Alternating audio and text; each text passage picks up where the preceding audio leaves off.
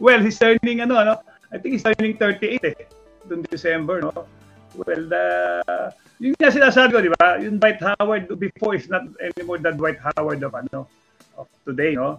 Pero pag kinuha naman niya isang team, alam naman ng player at doon team na ito na lang ang pwede mong maitulong sa team. Hindi naman yung Dwight Howard na hihingi ka ng Dwight Howard na playing time mo nung prime Dwight Howard, and even the salary.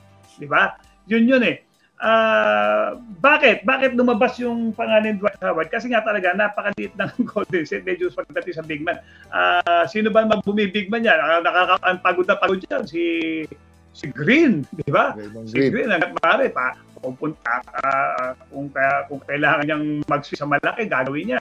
Si Looney, di ba? Yan, mga 6'9 lang yan. Pero kahit paano, nakakatulong. After nan, papasok yung taga-Europe na si Dario Saric. Tama ba? And meron silang rookie sa Saric. Meron silang isang rookie na kinuha na which is 23 years old na si Jackson Davis. Yan. Pero yung siyempre si rookie parang malalim na sa draft na ako yan Ngayon, bakit kailangan si Dwight Howard? Kasi siguro nakikitahan din nila ng ng kahit papaano ng yung lalo na yung stint niya sa dito sa Asia, medyo nakita na kondisyon at baka matulang in his 6'10". At kung makikita mo pa rin nung naglagay sa Lakers, may mga playoffs na hindi yan ginagamit. Pero may playoffs na gamit. Bakit? Ipinatasok lang yan sa tamang pagkakataon kung kinakailangan na yung kanyang laki o kinakailangan, di ba? Naalala mo, laban nila with yung nag-champion, sila Jokic, yun ang pantay, pero prior to that sa Lakers, hindi ganun ginagamit. Siguro yung sentro doon, mga mobile din makasama si Dwight. Super mobile, whatsoever, di ba? Or kaya na nung iba na nado, siguro kaya na ni Anthony Davis na without committing fouls, di ba? Pagdating dito, di ba, baka nahihirapan si David tulong. So, ganun din naman ang gagawin ni Golden State kay Dwight Howard kung sakasakali nga na matuloy na mapunta siya ron, no? So, alam mo, minsan sa isang komposisyon ng team, di ba, ikaw na rin nagsabi, lagi mo sinasabi yan, okay, yung pampuno yan, naghahanap pa ng playing time yan, makakagulo lang yan. Yan ang pampuno, alam niya yung kanyang role. Oo. Di ba? Na itong role mo, role player ka na lang, papasok ka pag ganyan. Ngayon, pag na-accept ni role na gano'n, di magiging healthy ang ating relationship.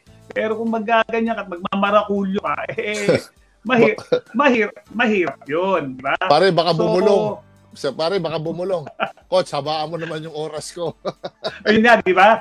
Yun ang mahirap. So, on the part naman ni Dwight Howard, hindi ko alam ano yung pagpunta niya ron. Tinatawag niyo ako, hindi ko alam sa negotiation, gusto ko, baka naman mag-ano pa siya, mag-renegotiate, mag-bargain pa siya, baka hindi rin matuloy. Di ba? Kung may pipilit pa siya na ganito. Di ba? So dapat, win-win situation, kailangan namin, sa tingin namin, nandiyan ka, coming off the bench ka, kung kinakailangan, okay, dapat alam mo, kasi yung 30, tsaka siyempre ikaw, tanggapin mo na rin, 30 result ka na, hindi ka spring chicken, di ba? Parang, kumbaga hanggang dito na lang, so nakikita namin kung kailan na lang namin gagamitin. So, it's accepting the reality. Yun na yun for Dwight Howard. Pero kasi, ang iniisip ko naman kay Dwight Howard, at least nag-champion na siya, well-decorated center, napakataas ng defensive IQ, okay?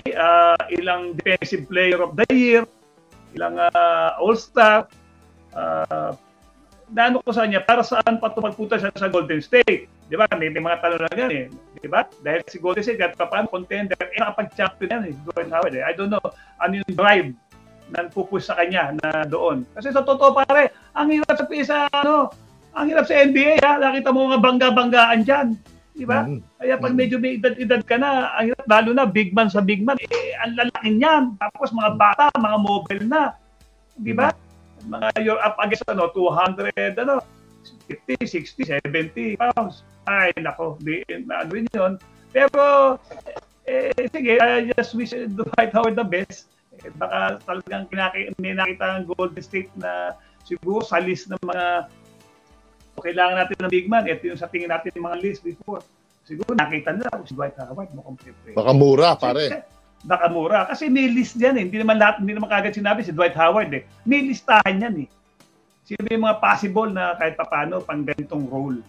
So, lumabas sa isip nila si Dwight Howard na although 38 years old, tama naman ng netizen, matanda na. Pero tandaan nyo po, hindi naman siya gagamitin ng ganon. Talagang hindi niya kakayanin. At siyempre, mangagayaw din naman yung tao. Pag ganun din ang pagkagawa sa kanya. So, may certain rules ang gagawin dito sa Golden State Warriors.